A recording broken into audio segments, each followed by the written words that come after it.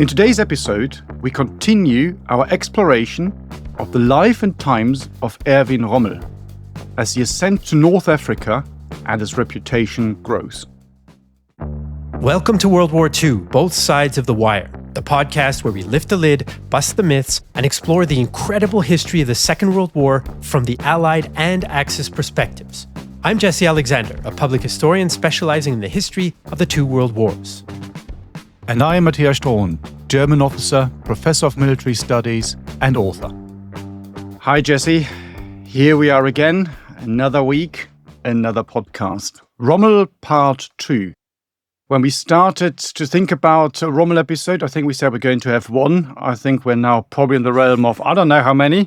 Folks, we see how it goes. More than one. More than one. And we also, if you listen to the last episode, of course, we managed to throw in a few tangents, as always. So see where we're going today from the hot desert to, I don't know what tangent it might take us to. But before we do that, maybe we need to recap a little bit. So, Jesse, where are we in the Rommel story and what have we covered so far?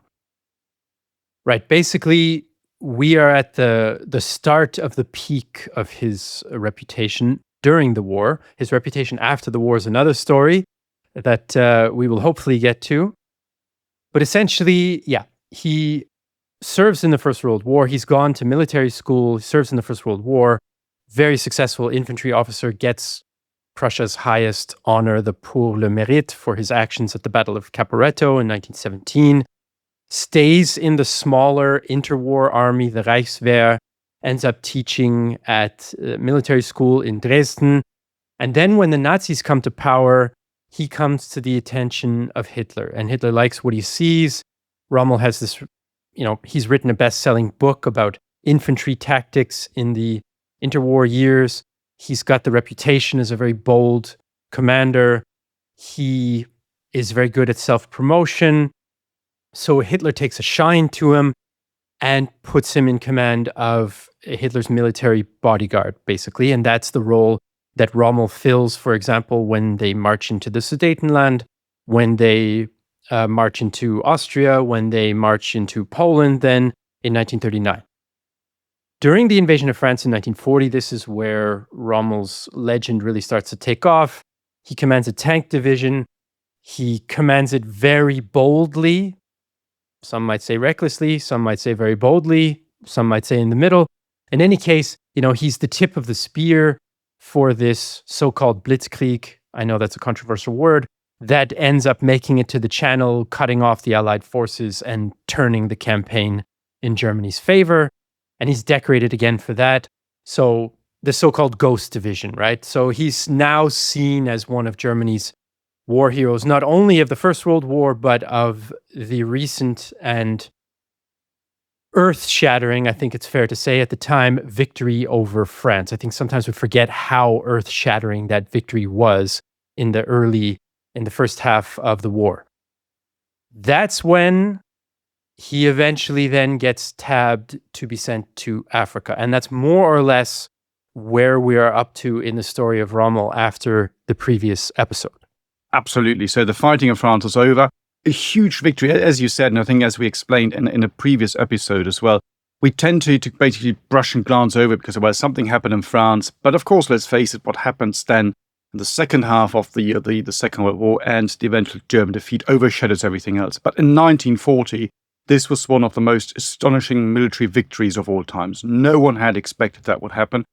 And Rommel, I wouldn't say is responsible for that, but plays a part in this whole campaign.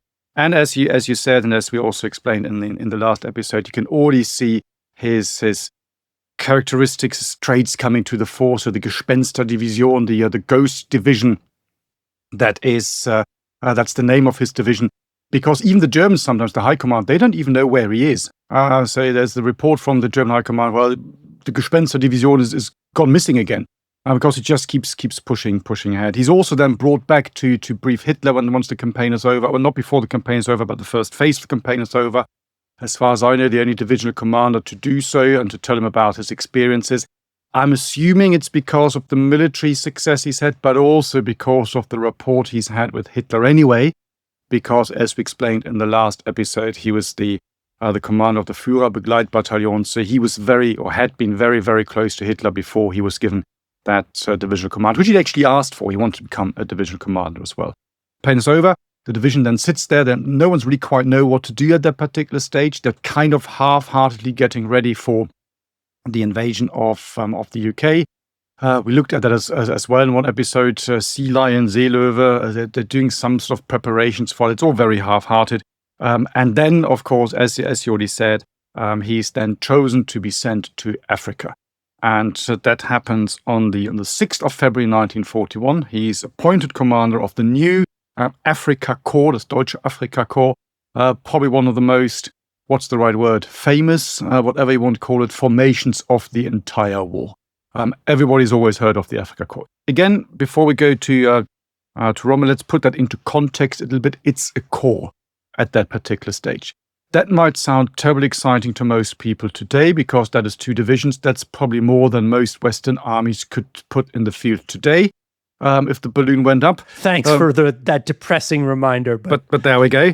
In those days, it's a bit different because everyone, of course, in the German High Command, they're already looking to the east. They want to launch the big offensive against the Soviet Union, which, when it finally comes, of course, in June 1941, means that over 150 German divisions march east. So 2 divisions to begin with.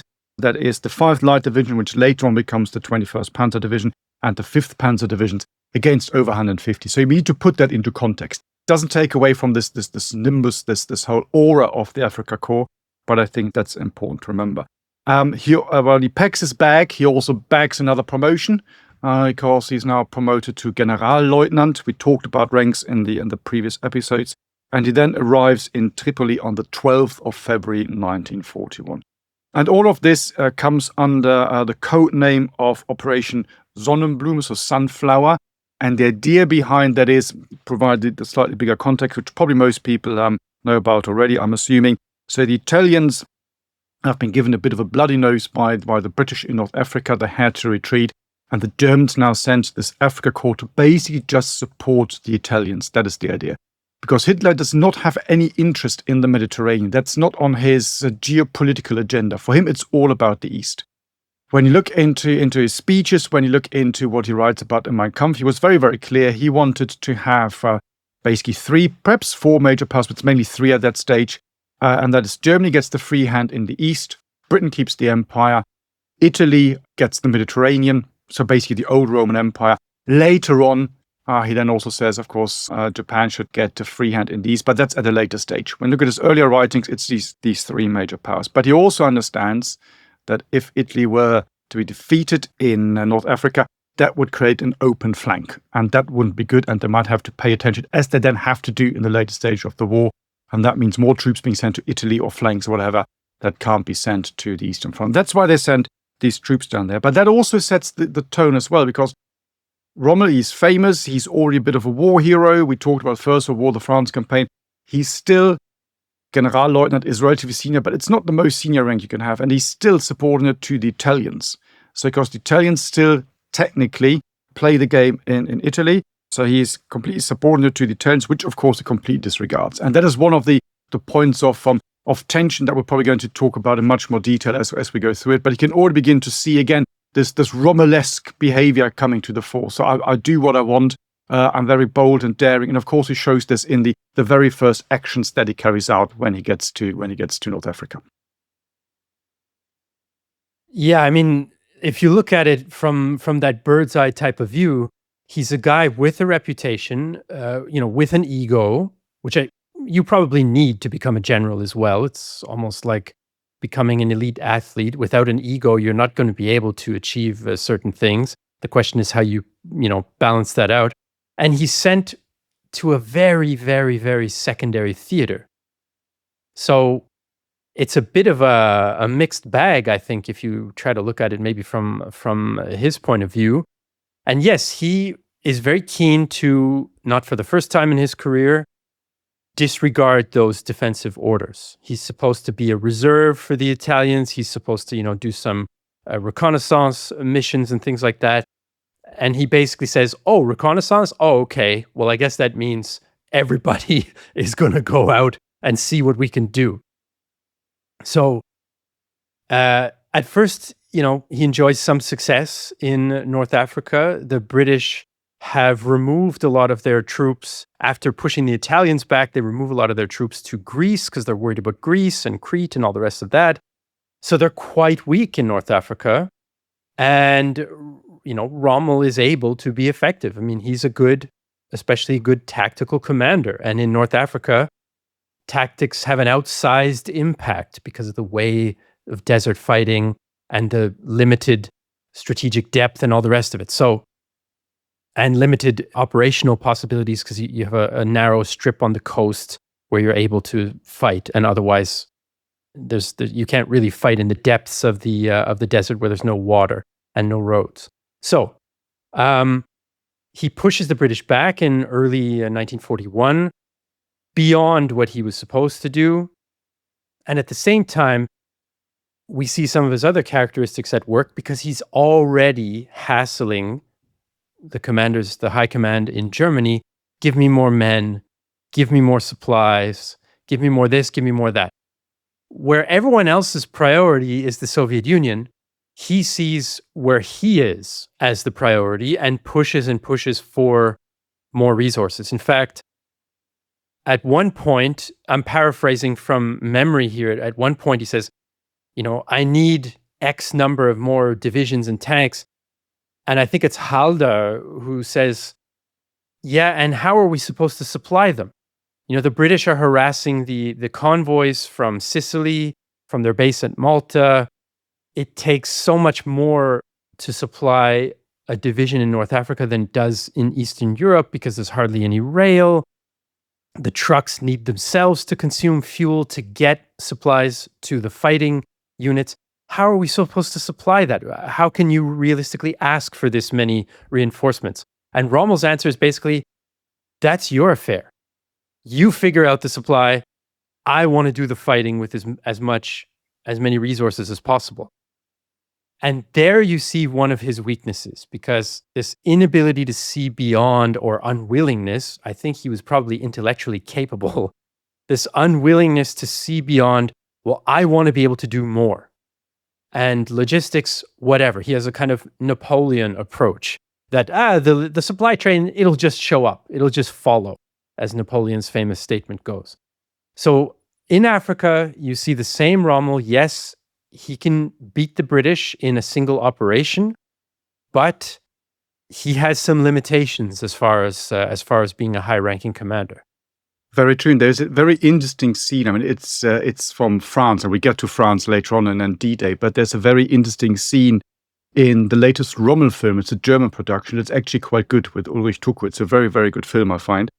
And you have one scene there which sums this up. So Rommel is standing there in Normandy, and Kluge, the other field marshal, arrives, and he's basically put in charge of the whole operation there and put in front of Rommel, and he then demands to be briefed on logistics and how many rounds do we have and all these things. And Rommel just, I think, replies, well, why don't you go to the front? You will see what the situation is like. To which Kluge replies, I don't think it's an actual quote, but it sums up this whole thing quite nicely. He said, my dear Rommel, it's very obvious you haven't commanded more than division in your life, which is not true, of course, because at that stage you already had other things, but it sums up this whole approach, I think, quite nicely. And of course, the other thing that you can see in the very early days of this campaign is, again, how he tries and also manages at that point to move within the chain of command and outmaneuver different groups. So when he's sent down there, so first of all, they tell him, yes, you come under command of the Italians. And as we said, he kind of disregards that. But that's what most of the Germans do. Later on in the theater operations, Kesselring is down there, and he also disregards what the Italians are doing because they say, well, we're doing the fighting and you just do whatever. The Italians are, by the way, also to a large degree in charge of the resupply, which from the German point of view, of course, also again causes some issues and some tensions.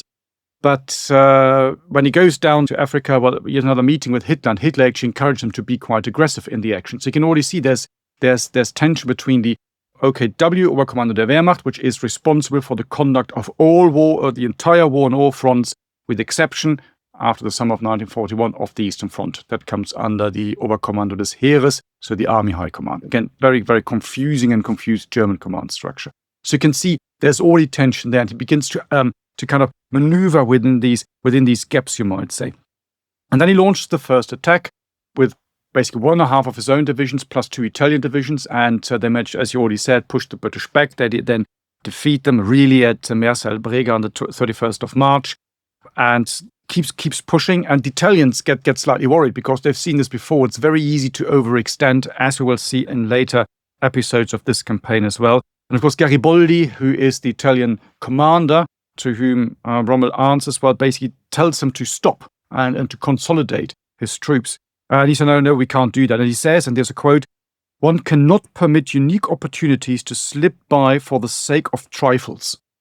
And then he also kind of misinterprets an order or a letter he was sent, or message he was sent by Halder, who is the chief of the general staff, the German one. And that's where you see, well, I'm supposed to be more aggressive. I'm going to attack even further. Which, of course, then leads to, as you already said, to the further pushing back of the British forces, and then eventually the first siege of Tobruk. So again, even this very early stage, you can see a lot of things happening that are very, very characteristic, very typical of Rommel. And this is the phase, I would say, that most people who think about Rommel, think about the Africa Corps, don't think about too much, because it's more the later stages. It's Tobruk, it's El Alamein, all these things that come, you might say, in the second phase of this operation. Yeah, and this rubs a lot of people the wrong way. I have a whole list of little quotes of people who hate Rommel and who are angry at him because of this behavior. Halder considers him pathologically ambitious, or let's see, there's another general who was involved in the planning of Operation Barbarossa, Erich Marx, who says, he talks about Rommel emotionally, and this is something that some other people noted as well, is that can have emotional extremes. So Marx writes that, he's choleric and he often explodes, and the commanders under him, they're afraid of him. Usually the first one who has to report to him in the morning gets absolutely chewed out. And then after that, well, it's okay.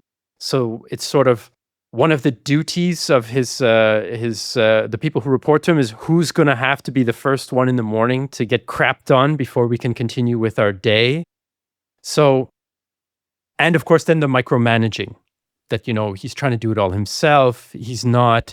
It goes back to this idea that, you've only ever commanded a division, right? He has trouble, according to some of his critics at the time, German critics, he has trouble fitting himself into the hierarchy of his new level of command, that he keeps trying to lead from the front and do it himself, as he did when he was a lower level commander. And that's a difficult adjustment to make, and one that apparently he sometimes had trouble making. And Marx, of course, is a very, very good example, and a very interesting example, because this is not the first and only time that they interact and do things, because Marx, I'm jumping ahead a little bit, but it fits here.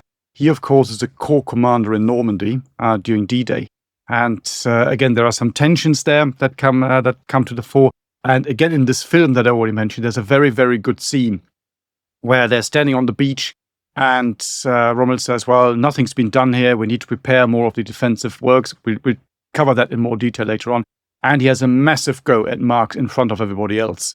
And he then just basically walks off. So Marx walks off, salutes, walks off, and then to be stopped by Rommel, said, "Oh, I'm terribly sorry, I apologize." So again, you can see this brought out quite nicely in that film. I'm not quite sure if this has been dubbed into English. I'm probably not. But if you do speak German or understand German, so. It's really worth watching that particular film. That's a really, really good one. But again, you can see some of these traits coming through. Another one that is interesting, another character trait that a lot of people had talked about, is that Rommel is, in inverted commas, only a military person. He's only a soldier. There are a lot of reports, particularly as they're going through France, and they're driving past all these villages and towns and churches and palaces and chateaus, what have you. He's not interested. He said, "I don't care about this. We're here to win a war, to fight a war." Which you might say, to a degree, is a little bit unusual as well, because also when the fighting is over, he doesn't pay a lot of attention to these things. So he's only interested in military things. You might say it's a positive thing because he's 100% focused. You might say it's a negative thing, or you might be completely ambivalent. I just thought it's another interesting characteristic and a trait that you find in Rommel as well. Yeah, and I think If you look at the second half of 1941, to quickly sort of keep our story of his career rolling a little bit, this is when the British hit back. This is when he pays the price for having been so bold / reckless and having pushed the British back. They are now closer to their bases. They are now able to bring to bear superior forces. He is now overstretched with the smaller, poorly supplied force that he has available to him. Okay, he has more Italians, but the core of his force that he's commanding is still those couple of German divisions. And then Operation Crusader happens in late 1941. And the British, they're not very dramatic about it. Like it's not an overwhelming victory, but they beat him and they push the Axis forces back. And he makes a decision in that campaign that is sometimes criticized as being, this is another part of the dark side of his boldness, is he basically decides while the battle is raging, well, I'm going to try to get the British on the back foot. I'm going to surprise them. I'm going to send one of my divisions off rushing behind the British towards the Egyptian border. Now, on the one hand, you might say, okay, if this is France in 1940 and the French are already discombobulated, that could be a decisive blow for this area of operations. But it's not 1940. The British are not completely disorganized and retreating. They are not the best at attacking yet, but they are attacking and they are organized. And so this rush to the Egyptian border essentially goes nowhere. It goes into the desert, and they cannot achieve a decisive operational impact. Yes, they cause the British to be a bit nervous in that, but they're not in a position to do something decisive. They just do something dramatic. And they have to be withdrawn. The battle goes in the British favor. And this is another sort of chink in Rommel's armor. It's a poor decision. It's the same kind of decision that has worked for him in other contexts. But in this battle, it's a poor decision. And that, I think, is interesting, how sometimes something works for you, but if you keep trying it, eventually the conditions change and it stops working for you. That is very true. And of course, it's not only, as you just said, it's not only about the pure military things. It's all three components of fighting power that you need to take into consideration. So the moral component, the physical component, and which one's the last one? The conceptual component. So these three. And it worked in France really well for all sorts of reasons, as you already explained, and we talked about in the last episode. Here, it's a bit more difficult. Another reason at that particular stage and in the second half of 1941, returning to this theme about you only having commanded a division, as we said, of course, the forces in Africa get a bit bigger. So the Africa Corps still remains, but they now also form the Panzer Army Africa, which has the Africa Corps, but also more troops, in particular another German division, and in particular Italian troops. And now it's much more about coordinating all of these forces as well. And sometimes when you start to drill in and look at this, the question really is, was he that good at that? Still, when he leads from the front, yes, he does that well. This constant debate, a commander, where should the commander be? Should it be at the very, very front of the fighting and the heat of the fighting, or should it be further back where he controls this? And when you look at his staff and some of the quotes, they're tearing their hair out because they don't know where he is. They don't know what's going on. They don't know what to do. There are no proper orders because he's in the midst of the fighting. Which in the German system kind of still works if you've got well-trained staff officers, because these guys know how to do things. They basically just take over. And you might argue that traditionally in the German military system, the most important person is actually not the commander himself, quite often more than the figurehead, but sometimes just the figurehead. But the most important person is quite often the chief of staff, because he holds everything together. And this is interesting because when you look at this, so when they form this Panzerarmee, he gets this chief of staff, and that's a chap called Fritz Bayerlein. And he is an extremely good organized staff officer. You might argue is holding this together. So some people who've written about this call him the real hero of the North African campaign, much more than Rommel. So you can see it's always the symbiosis, isn't it? And that needs to work. And I think something that you find here, Rommel basically just charging off, and the system still kind of functioning, even though it gets clunky because every now and then you do need the decision from the commander. It works in the German system because they've got this idea of mission command and they're all trained the same way, the general staff officers, that kind of stuff. I don't think it would have worked that well in other armies, but it is causing problems. It is beginning to cause problems on the German side as well. Yeah, and I think, 1942, then you have the continuation of some of these themes, right? Rommel does get more. He has a little more to work with, as you mentioned, with the new army group. So he has some success with that. But again, the British are just better positioned in that theater and are then able to bring superior forces to bear. And there's not much that Rommel can do about it, despite the skills of his chief of staff. I don't know. I think, we've talked about a lot of the themes now that are defining for Rommel as a commander and for the situations that he found himself in. What do you think we need to add about the 1942 campaign, or even in Italy in 1943, military-wise? Because, there's so much to say about Rommel. There's a bunch of controversies we want to get to, but I trust your judgment on what's essential for the rest of the military story. Well, first of all, I think that we need to have more episodes on North Africa. I think we recorded a few, so we're going to have a couple of episodes on North Africa.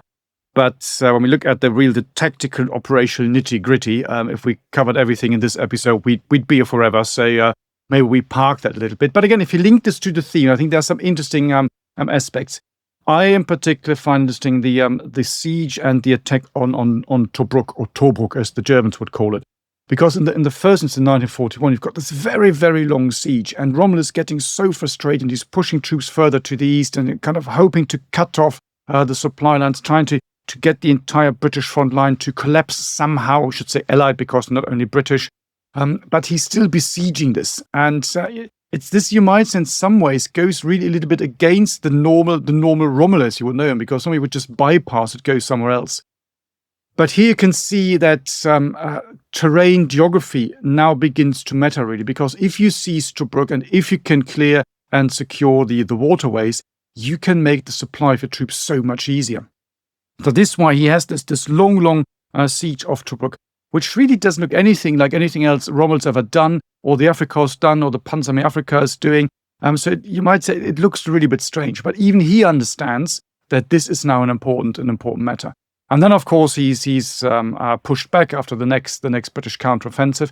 And then when they come back in the second attempt in 1942, of course, they just rush in and take Tobruk, which does not then deliver what they'd hoped, simply because the British Navy is controlling the sea, and you can't resend all these transport ships into the port of Tobruk, and that is causing problems.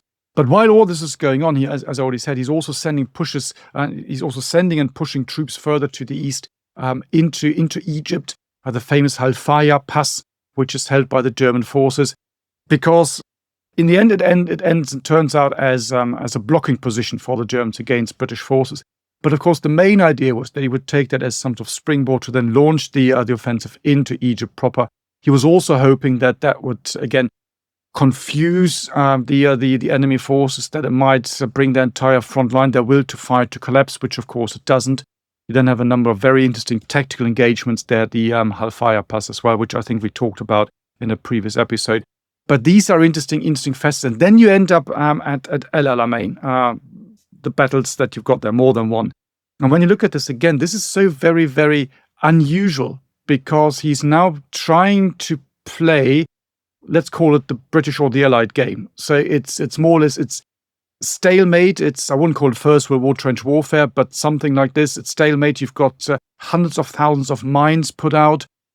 And he should know and understand that, this is something that we can't really win. That's impossible. Just look at the supply lines. So the fact that he stays there, but he's not, okay, it's one of these things, isn't it? It's mission creep in a way, you might say. Saying, okay, we're very close to Alexandria, very close to the Suez Canal. One more push, and always waiting for these resupplies. Well, there's another convoy that's supposed to get in. If we get another convoy, and then we'll be able to do it, and then we'll be able to do it. But by waiting so long and having all these convoys shot up, of course, the British are getting stronger and stronger, and he's getting weaker and weaker. So when you look at the whole situation, the more logical thing would have been to basically lift this position there and start moving back to the west. This constant seesawing that you see in this operation anyway. So in some ways, you might say 1942, his approach has changed a little bit.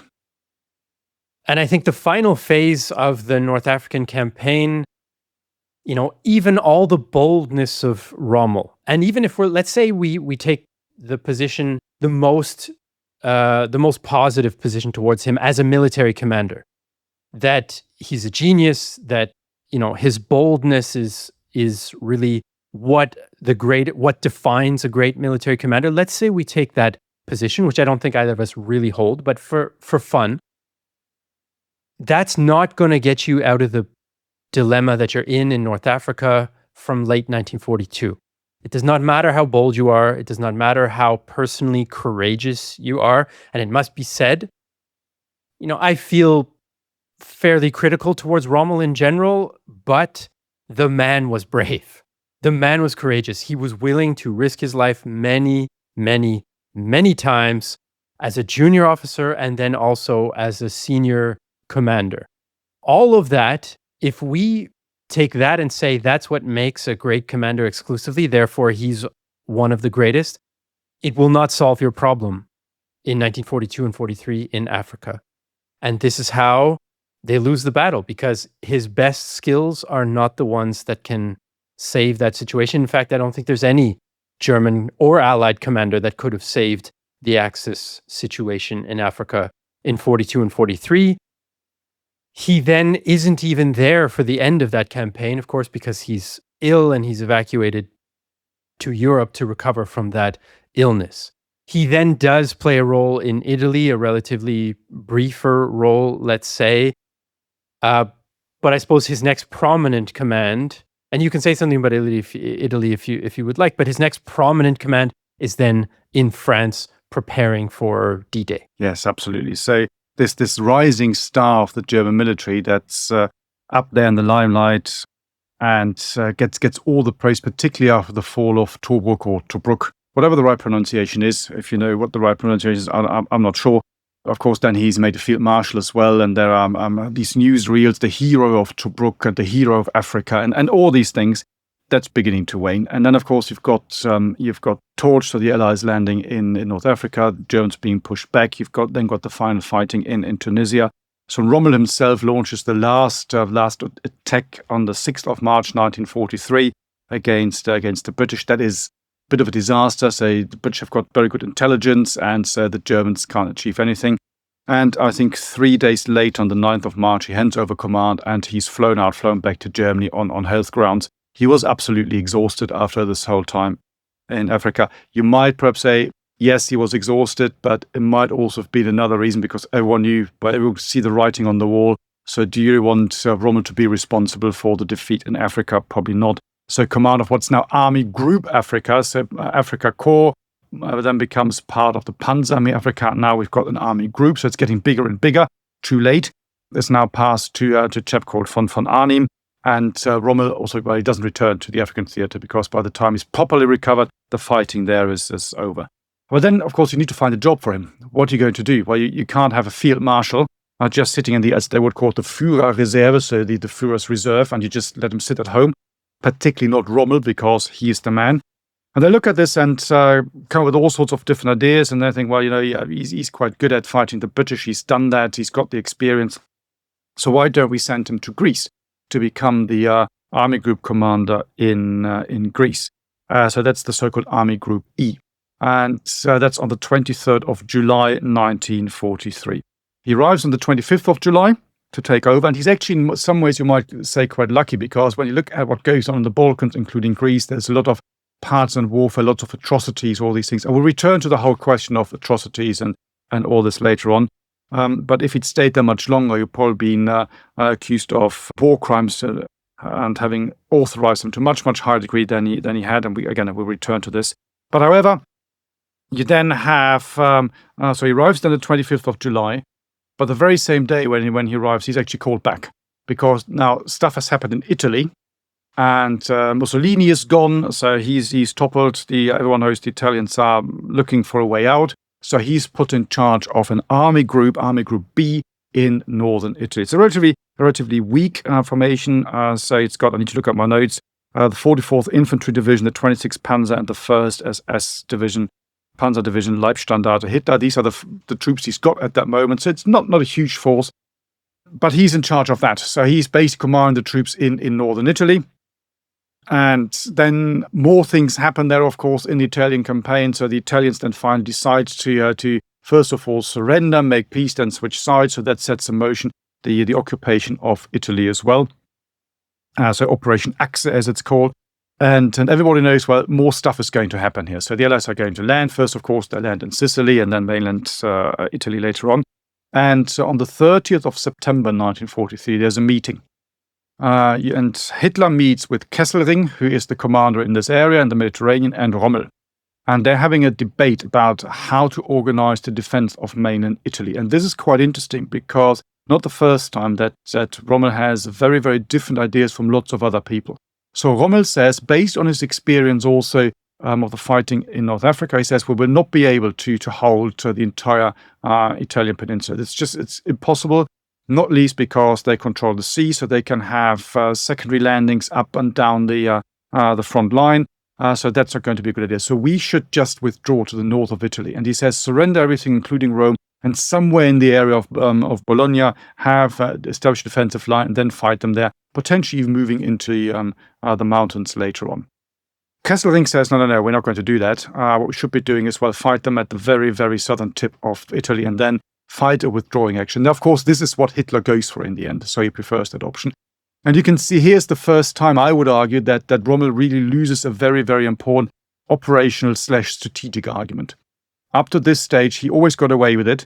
Most of the time, when he tried to outmaneuver people and went straight to Hitler, Hitler said, yes, that's fine. Also, these were smaller decisions. So he's got, as we said earlier, he's got a corps, he's got the Panzerarmee, which is still much smaller than an army group, at least on paper, because his army group is quite small as well. But the responsibilities that he have shifted now as well.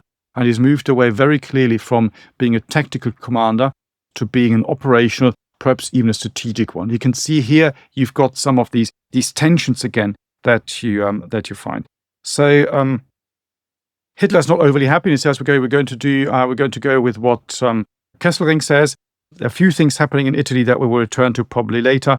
But then the 21st of November, after the fighting in Italy has already started, and you could see that Kesselring's idea was actually the correct one from a German point of view. Rommel is then taken out from there, and he sent, as you already said, to France to reorganize the defense along the Atlantic Wall within the army group he is given now. So there are military reasons for that, I would argue. There are also propaganda reasons, because at that stage, everybody in the German High Command is expecting an invasion of France in 1944 at some stage.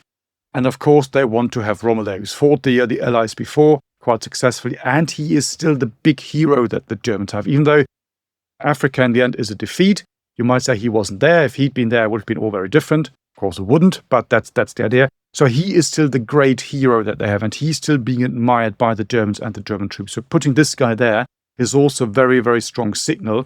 So you say, well, this is going to be a very decisive front in 1944, and it's good for morale to have him here.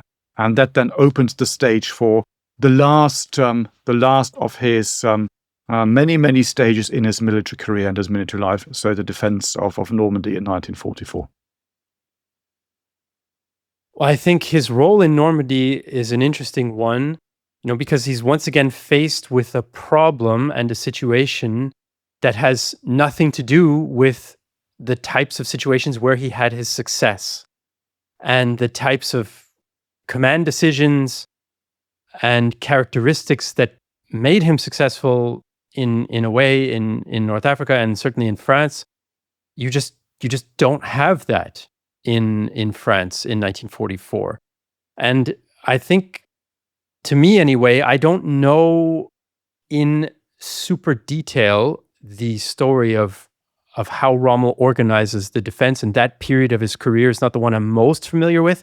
But essentially, I find it interesting that he did change his approach. So now he sort of says, we can't be as mobile as I was in France 1940, as I was in Africa 1941. So here, in spite of him making some mistakes in Africa by trying to be too bold and use movement maybe too much when it didn't make sense, here we have him maybe learning, maybe having learned, maybe recognizing the situation for being different and saying, no, it goes against what we did earlier in the war, how I had success early in the war, but we need to defend essentially on the beaches because we're not going to be able to move reserves around for big counterattacks. And this gets him in arguments with some other German commanders who say, no, we are going to keep the armored reserve back and we are going to do this and that. So it's interesting how you do see a progression. He's not fully a one-trick pony. It's part of the criticism in a way, but I suppose I have to try to give credit where credit's due. He makes a huge adjustment in how he envisions the Normandy fighting taking place compared to what he's done earlier in the war. That is very true. So he really prepares, particularly in the Normandy area.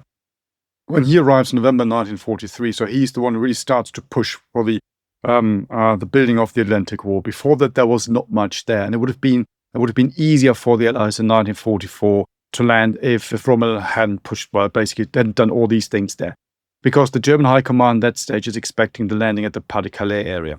And then you have this really interesting debate, and that is quite a fundamental one that becomes known as the tank debate, the debate you already mentioned. And it's really interesting because, as you say, there is this learning curve, because Rommel looks at this and says, because of Allied air power, we'll not be able, as you already said, to bring reserves up to the front line.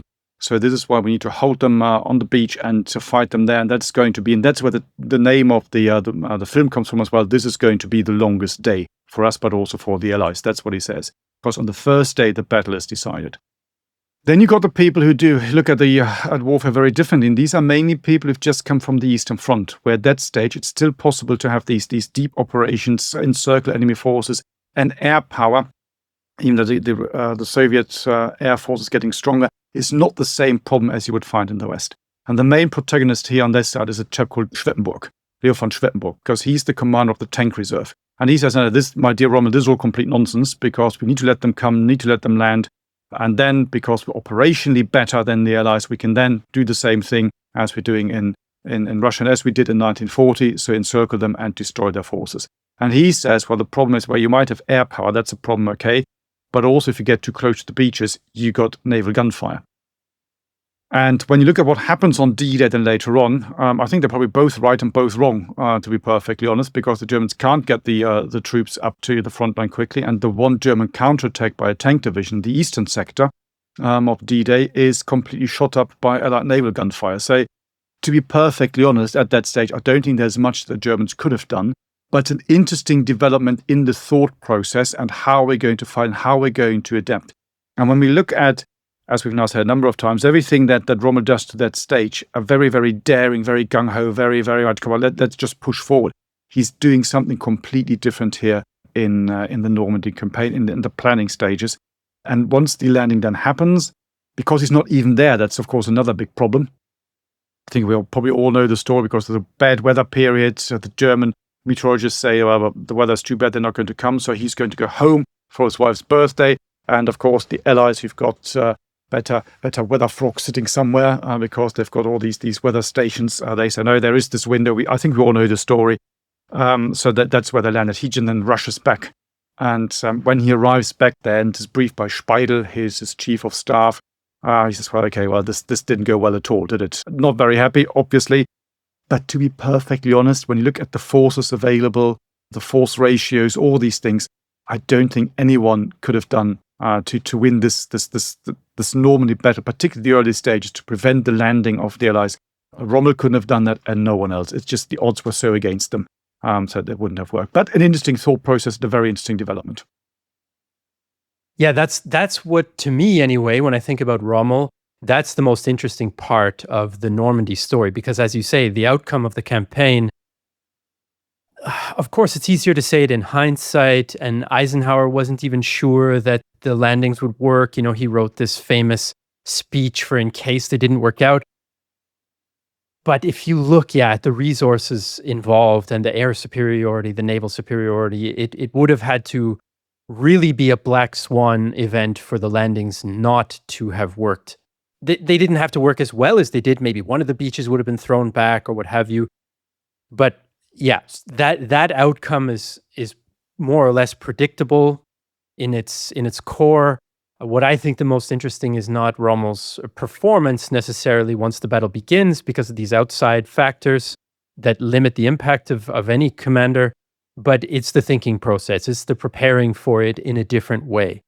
And that, I think, is to his credit. I mean, he did have, during the war, quite a few people who thought he was a great commander. Some thought he was this sort of genius. Not only propagandists, but there were some other military colleagues who thought quite highly of him as well. We haven't talked about them as much, perhaps because we're more interested in myth busting in a way on the podcast. But he knew what he was doing in many ways. He was good at his job in many ways, even though he wasn't perfect and he had serious flaws. I think this is one of those times where we have to look and say, okay, the outcome went against him. It was going to anyway. What is the process? Not just the outcome. We can come to some historical conclusions based on a process, not always on an outcome. And I think this is one of those cases. Of course, then he falls victim to that decisive factor of Allied air power, because that's how he's very, very badly wounded, is he gets strafed by an Allied aircraft when he's riding around in his staff car, which, of course, he might have not been that surprised about, given his concerns about Allied air power and German movements along roads. That is very true. And again, a lot of people have talked about this, have debated this. If this strafing incident hadn't happened and he would have been there, would have the Battle of Normandy take a different course and run differently? Probably not. Because I don't think so either. Because you can have a genius there, but you can just work with what you're given, and there is not much there. And that, of course, happens on the 17th of July, 1944. So that's over a month in. And he hasn't won the battle by that stage. So why is he going to win the battle now? As you say, well, the car is strafed. So he's on he's coming back from a visit to, I think it's the 1st SS Panzer Corps headquarters. Has a bit of a briefing, tries to get back, and his car is shot up. He flies out of the car. I think his skull is fractured 3 times. And that's basically the end for him. And he's taken back. And that's the end of his military career, because then other things happen which will have an impact, not only just an impact, but a bit more than that on his very short future life. But we're now moving to a different area, because that happens only 3 days after after this particular incident where he's shot up. And that, of course, is the plot to kill Hitler on the 20th of July. And that is a very, very big theme. And I'm just looking at the clock. I think we should probably leave that for another episode and try to explore Rommel's role in that particular one. But that is it for the military side, also in France. And you can see some of these tensions again coming to the fore. He's changing his approach. Some of the other army group commanders are not very fond of him. So Kluge, for example, I would say is a bit of a critic of him. Schweppenburg doesn't like him. But it is interesting, as you said, that there is, if you want to call that a learning process, a learning curve, if you want to put a positive spin on that and to get that. And it's also quite interesting, of course, where he gets shot up. It's very close to a small village called Saint-Foy de Montgomery. So, of course, we haven't talked about, as you said, haven't talked about Montgomery at all. These two are quite often seen as some sort of symbiosis together, whatever. It's actually interesting. I'm not quite sure if I told this story before. My office in the former British Army Staff College, where I normally work, is Montgomery's old office. So this is, and of course, I might have told the story before. Of course, the first thing that, not me, but someone else did, was put a huge picture of Rommel up. So I've got Rommel looking down at me. I think Montgomery would probably see the funny side. That's British Army humor for you. I thought it was very funny. When I walked into the room, I thought it was really good. And considering that Montgomery, of course, had a picture of Rommel on his bedside table. So I think he would approve, but I thought it was quite funny. So Rommel, not Montgomery, in Monty's office. Quite another controversial character, let's say, was Montgomery. And I have a feeling we'll probably talk about him at some point in a future episode. Be that as it may, for today, I think we'll wrap up this episode. We've now sort of taken a broad look at Rommel's career, military career, all the way from the beginning through his fame in France and then his extra fame as a commander in Africa to his final command in Normandy. and the changes and the criticisms and the praise that has gone along with that. What we haven't talked about as much so far are the debates and the controversies that are a bit more connected to the political side or the ethical side of things. So things connecting to war crimes and atrocities and things connected to this plot to assassinate Hitler on July 20th, 1944. That will be the topic of our next episode. So stay tuned for that. All of you listening and watching out there, thanks for being here with us today. If you want to support the podcast, you can do that by going to bothsidesofthewire.com, and we will see you in the next episode.